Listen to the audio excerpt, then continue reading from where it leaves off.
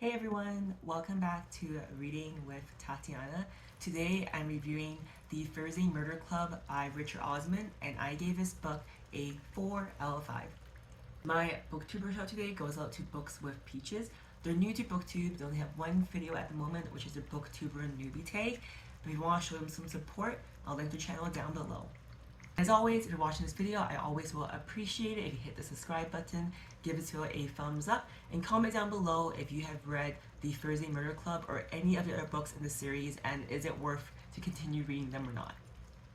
This book was published in 2020, and the genre is a classic whodunit murder mystery.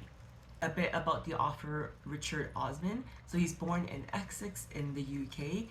That's where he went to school, and in school he had gained exposure and experience in broadcasting. And why I'm sharing this experience in broadcasting, even though he is obviously a writer and wrote The Thursday Murder Club, is for most of his career he's actually more known in the TV space.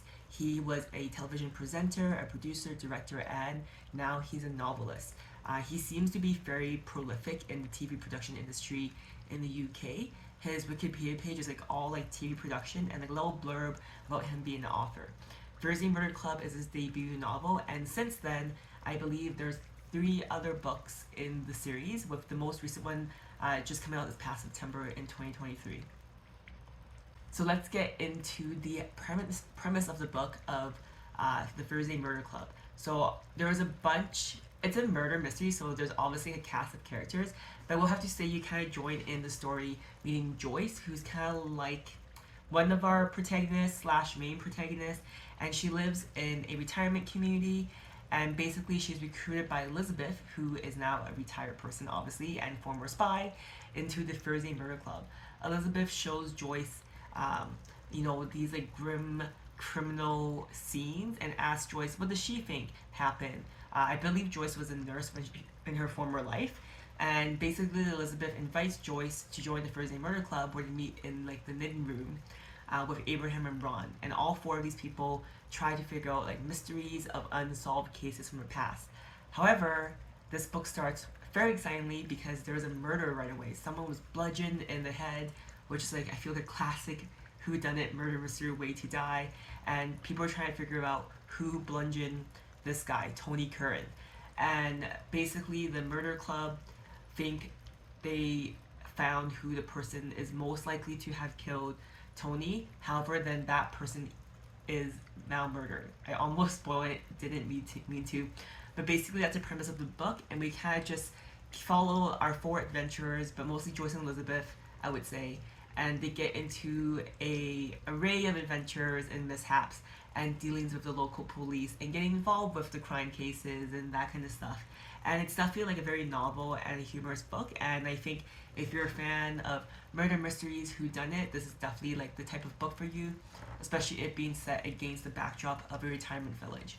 So common themes in this book is, I think, surprisingly for me because it's set during a retirement village, is the idea of what it means to age. I think our society is finally slowly changing that just because you get older doesn't mean life stops. And this book really drives home the point. All these retired people, they all had fulfilling careers before they retired and have these skills that we kind of forget about because now they're living this retirement life. And a lot of the old people in this community, granted, they're able to afford to live in this community, so they're probably more healthy, more access to things to keep them healthy. It really shows that your life doesn't stop.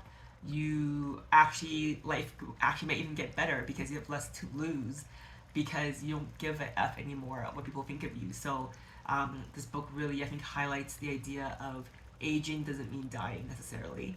Also highlights the idea of living in community, especially as a retirement village, how people all lean on each other, how people support each other. And this book also talks about you may meet someone at a certain age in their 50s, 60s, 70s, 80s, and they're a certain type of person now, but something happened to them throughout their life to make them this way. They weren't always a grump. They weren't always like this. So this book really shows that, people are more like an onion. There's more layers than what meets the eye. Reasons why I didn't like this book, as I gave it before, was I felt like, I know a murder mystery need red herrings, but I just felt there were too many characters, and then so many times I start a new chapter, I'm like, other new character, and I just was kind of like sick of it, and it was hard to keep track. but I get why that's like a device in murder mysteries. But some characters introduced and just kind of like eh. What I liked was I thought it was very funny. I think if you're a fan of Frederick Bachman works, you really love this book. It was entertaining to read, and you really don't know what the solution to the murders are until like the very end. On Goodreads, this book got an average of 3.9 out of 5, which I think is pretty accurate. Bad reviews where people thought it was a good concept but horrible execution. They thought it jumped around too much, they felt there were too many characters, and when resolution was revealed, they felt it was just an afterthought to quickly wrap up the story. Which I can agree with. It did come out of nowhere, but maybe that's the point because it was like you couldn't predict it. Reasons why people loved it was they thought it was laugh out loud funny. They really enjoyed reading the characters and the adventures they got into. And then also people I think who are British really resonated with all the British quirks and nuances that maybe someone like me may have missed, but for them there's probably that extra layer of like things they can relate to or saw in themselves. Why I think you should read it? I think you should read it if you're a fan of whodunit murder mysteries. And now I'll share how this book made me feel because if you ask me a week, a year, 5 years from now, I probably won't remember exactly what the book was about, but I'll always remember how it made me feel. And this book, it made me feel entertained. Like there's no other way to put it. It's not a book that's going to change my life, but I think it's a great book for you to watch. It's an easy read. It kind of feels like you're reading a movie. It was just like a great, entertaining book. Thanks for watching until the end of my book review for The Thursday Murder Club by Richard Osman. I'm definitely going to plan to read the second, third book, and I think fourth book in the series. It kind of reminds me of like Agatha Christie, but it's modernized, you know? So, yeah, thanks for watching, and I'll see you guys next time. Bye!